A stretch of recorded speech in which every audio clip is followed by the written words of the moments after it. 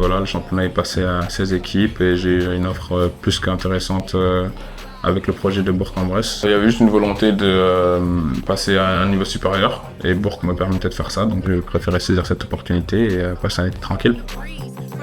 C'est dans la création, c'est aussi être un leader par ça et aussi voilà, pouvoir aider cette équipe grâce à ma polyvalence et la capacité à jouer plusieurs postes. Il y a une volonté voilà, de pouvoir me voir franchir un palier.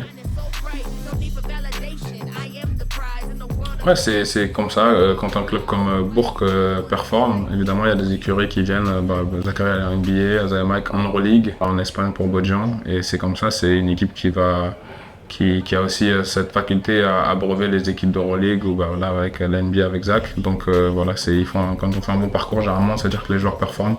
Et quand c'est comme ça, souvent ils vont vers d'autres horizons. Donc je pense que Bourg en est conscient. Mais voilà, ils ont aussi beaucoup d'ambition. C'est pour ça que ils sont gamés dans un juste milieu par rapport à ça. Paris s'impose dans cette finale en 2 manches. Paris est champion de l'Eurocup, Simon. Ouais, après, on est ambitieux, donc évidemment que les playoffs, c'est important, c'est un objectif. Oui, parce que voilà, je pense qu'avec le roster qu'on a, on se doit de vouloir faire une très bonne saison en Eurocup.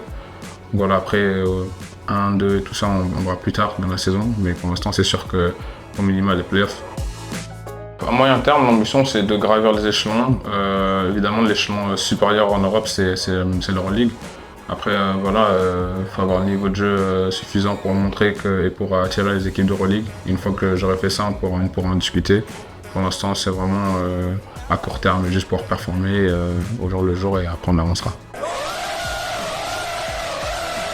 On se dit que chacun a son timing, que chacun a sa carrière. Il n'y a pas vraiment de vérité absolue.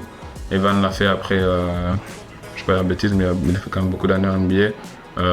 Pour Théo et Franck, c'était un peu plus court, mais voilà, c'est comme ça. Chacun a son timing. Ça se trouve, ils y retourneront dans X années ou pas.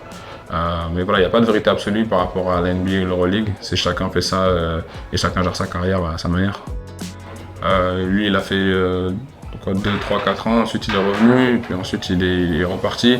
Voilà, chacun gère sa carrière comme il peut à son maximum et en fonction des opportunités, on fait nos choix.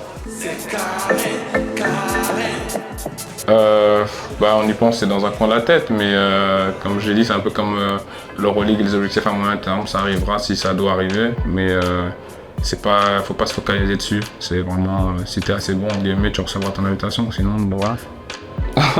En parlant avec Freddy Fotux, c'est mon coach, donc évidemment il connaît mes objectifs.